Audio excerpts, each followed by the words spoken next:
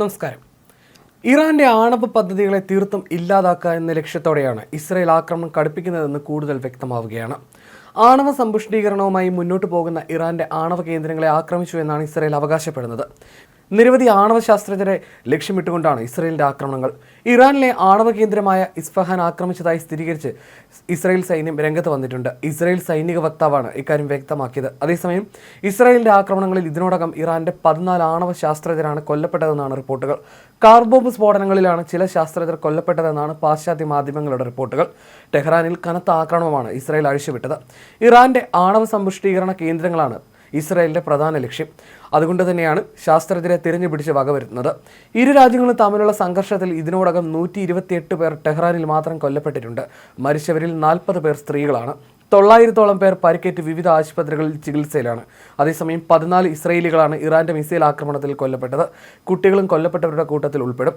ആണവ കേന്ദ്രങ്ങൾക്കും സൈനിക കേന്ദ്രങ്ങൾക്കും പിന്നാലെ ടെഹ്റാനിലെ പോലീസ് ആസ്ഥാനവും ഇസ്രായേൽ ആക്രമിച്ചിരുന്നു. ഒറ്റ രാത്രി കൊണ്ട് ടെഹ്റാനിലെ 80-ലധികം കേന്ദ്രങ്ങളാണ് ഇസ്രായേൽ ആക്രമിച്ചത്. ഇറാൻ പ്രതിരോധ മന്ത്രാലയത്തിന്റെ ആസ്ഥാനം, ആണവ പദ്ധതിയുടെ ആസ്ഥാനം എന്നിവയും ആക്രമിച്ചെന്ന് ഇസ്രായേൽ സൈന്യം സ്ഥിരീകരിച്ചിട്ടുണ്ട്. ഇവിടങ്ങളിൽ കനത്ത നാശനഷ്ടമാണ് ഉണ്ടായിരിക്കുന്നത്. ടെഹ്റാനിൽ ഇസ്രായേൽ ആക്രമണം കടുപ്പിച്ചതോടെ നഗരത്തിൽ നിന്നും പ്രാണനും കൊണ്ട് ആളുകൾ കൂട്ടപലായനം ചെയ്യുന്ന അവസ്ഥയാണുള്ളത്.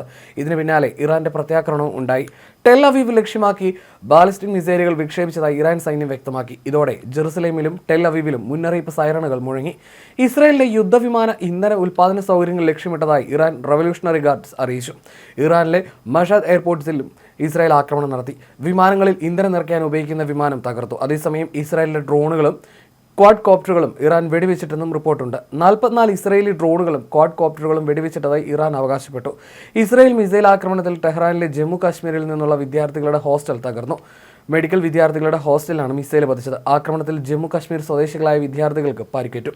വിദ്യാർത്ഥികളുടെ പരുക്ക് നിസ്സാരമാണെങ്കിലും ഇവരെ എത്രയും പെട്ടെന്ന് നാട്ടിലെത്തിക്കാനുള്ള ശ്രമം നടക്കുന്നതായി ജമ്മു കാശ്മീർ മുഖ്യമന്ത്രി അറിയിച്ചു. അതേസമയം പ്രതീക്ഷിച്ചതിലും അപ്പുറത്തേക്ക് ഇറാന്റെ അടിസ്ഥാന സൗകര്യങ്ങളെയും ആണവ പദ്ധതിയെയും ഇസ്രായേൽ വ്യോമസേന കൃത്യവും വിപുലമായ രീതിയിൽ ആക്രമിക്കുകയാണെന്ന് IDF chief of staff lieutenant general Eyal Zamir പറഞ്ഞു. ഇസ്രായേലിലെ ഹൈഫ, ടെൽ അവീവ്, ബാത്യാം എന്നിവിടങ്ങളിൽ നടന്ന ഇറാൻ മിസൈൽ ആക്രമണങ്ങളിൽ കൊല്ലപ്പെട്ടത് 10ഓളം പേരായിരുന്നു. നിരവധി പേർ കെട്ടിട അവശിഷ്ടങ്ങൾക്കിടയിൽ കുടുങ്ങിക്കിടക്കുന്നതായിട്ടാണ് റിപ്പോർട്ട്. മെട്രോ സ്റ്റേഷനുകളും പള്ളികളും ബോംബ് ഷെൽട്ടറുകളായി ഉപയോഗിക്കുമെന്നും ഇറാൻ വ്യക്തമാക്കി. ഇറാനിയൻ സർക്കാർ വക്താവ് ഫത്തേമെഹ് മൊഹജറാനിയാണ് മെട്രോ സ്റ്റേഷനുകളും പള്ളികളും പൊതുജനങ്ങൾക്ക് ബോംബ് ഷെൽട്ടറുകൾ ലഭ്യമാകുമെന്ന് അറിയിച്ചത്. ഇസ്രായേലി പൗരന്മാരുടെ മരണത്തിന് ഇറാൻ വലിയ വില നൽകേണ്ടി വരുമെന്ന് ഇസ്രായേൽ പ്രധാനമന്ത്രി ബെഞ്ചമിൻ നെതന്യാഹുവും പ്രതികരിച്ചിരുന്നു. മിസൈൽ ആക്രമണത്തിൽ കൊല്ലപ്പെട്ട ബാത്യാം നഗരം സന്ദർശിച്ച നെതന്യാഹു ഇതിന്റെ ചിത്രങ്ങൾ പങ്കുവച്ചിരുന്നു. സ്ത്രീകളുടെയും കുട്ടികളുടെയും അടക്കം കൊലപ്പെടുത്തിയ ഇറാൻ കനത്ത വില നൽകേണ്ടി വരും. ഇസ്രായേലിന്റെ നിലനിൽപ്പിന് തന്നെ ഭീഷണിയായ ഇറാനെ ഇല്ലാതാക്കുന്നതിനാണ് ഓപ്പറേഷൻ റൈസിംഗ് ലയൺ ആരംഭിച്ചത്. ഇറാന്റെ ഭീഷണി ഇല്ലാതാക്കാൻ എത്ര ദിവസം വേണമെങ്കിലും ഈ ഓപ്പറേഷൻ തുടരും.